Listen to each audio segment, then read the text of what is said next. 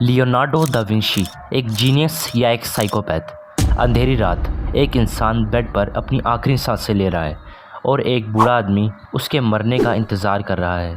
जैसे ही वो इंसान मरता है वो बूढ़ा आदमी उसके जिस्म को काटने लग जाता है। इस इंसान का नाम था लियोनार्डो दा विंची।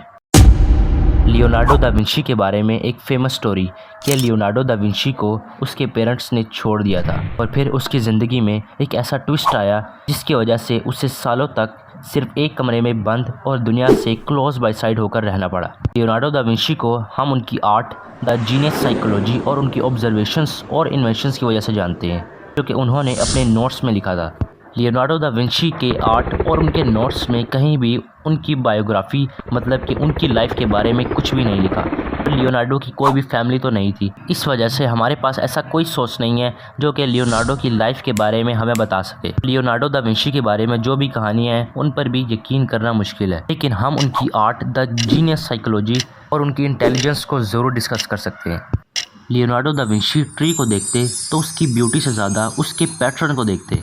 इस तरह से एक छोटे से बीज से एक ट्री का डेवलप होना जो कि 1000 बीज के बराबर है।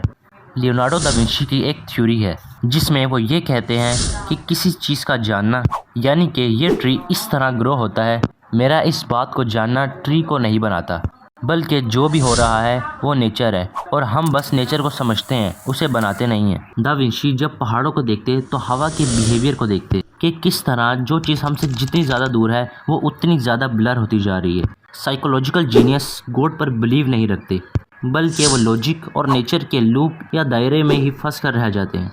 लेकिन जब लियोनार्डो दा विंची ने उस ह्यूमन बॉडी को काटा तो उन्हें भी गॉड की एग्जिस्टेंस का एहसास हुआ, क्योंकि उस बॉडी को ऑब्जर्व करके उन्होंने बताया the formula of beauty, beauty का फार्मूला। एक इंसान कैसे पैदा होता है, उन्होंने इंसान के रगों की तरतीब देखी, उन्होंने हमारी हड्डियों का स्ट्रक्चर देखा। कमर की हड्डी जो लोगों को लगता था कि ये बिल्कुल स्ट्रेट होती है, लेकिन पता चला कि हमारी बैकबोन स्ट्रेट नहीं बल्कि थोड़ी सी टेढ़ी होती है। दा विंची ने दिल का अजीब सा स्ट्रक्चर देखा, ब्रेन के पास सारी बॉडी का कंट्रोल होने की वजह भी जानी। लियोनार्डो ने ये ऑब्जर्व किया कि इंसान बहुत ज़्यादा परफेक्ट है कि अगर हमारी बैकबोन स्ट्रेट होती तो इंसान कभी चल भी ना पाता, और ये देखा गया कि अगर हमारी फिंगर्स की लेंथ परफेक्ट ना होती ये चीज़ पूरी टांग को इफेक्ट करती, और अगर हमारी लेग की ये साइड कर्व के बजाय स्ट्रेट होती और उसकी शेप में 1% चेंज तो हमारी काम करने का अंदाज पूरा बदल जाता।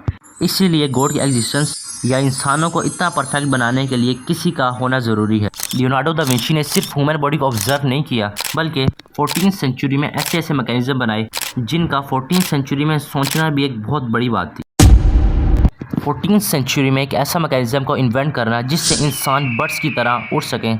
लियोनार्डो दा विंची को भी ऐसा ही लगता था कि बर्ड्स का अपने परों को अप एंड डाउन करना ही उन्हें उड़ने में मदद करता है, लेकिन जब उन्होंने एक बर्ड की बॉडी को ऑब्जर्व किया तो उन्हें पता चला कि बर्ड्स के उड़ने की वजह उनकी विंग्स की शेप है, और ऐसी ऑब्जर्वेशन के साथ उन्होंने इस मैकेनिज्म को तैयार किया जिससे एक इंसान आराम से उड़ सकता है। फिर एक रोबोटिक टाइगर की इन्वेंशन जो चल भी सकता था और अपना सर भी हिला सकता था। एक डेथली डिजाइन वेपन जिसके आगे शार्प ब्लेड्स होते हैं जो कि चलते टाइम एक स्पेसिफिक स्पीड के साथ घूमते हैं, और ये ब्लेड दुश्मनों को पेपर की तरह काट सकते हैं। हर इन्वेंशन एक जीनियस और यूनिक डिजाइन के साथ। लियोनार्डो दा विंची की इन्वेंशंस और ऑब्जर्वेशंस की एक कंप्लीट डॉक्यूमेंट्री एक फिल्म से भी ज़्यादा बड़ी हो सकती है। एक तरफ लियोनार्डो की ऑब्जर्वेशंस और इन्वेंशंस थी तो दूसरी तरफ थी लियोनार्डो की आर्ट। लियोनार्डो दा विंची की सबसे पॉपुलर ड्राइंग है मोनालिसा।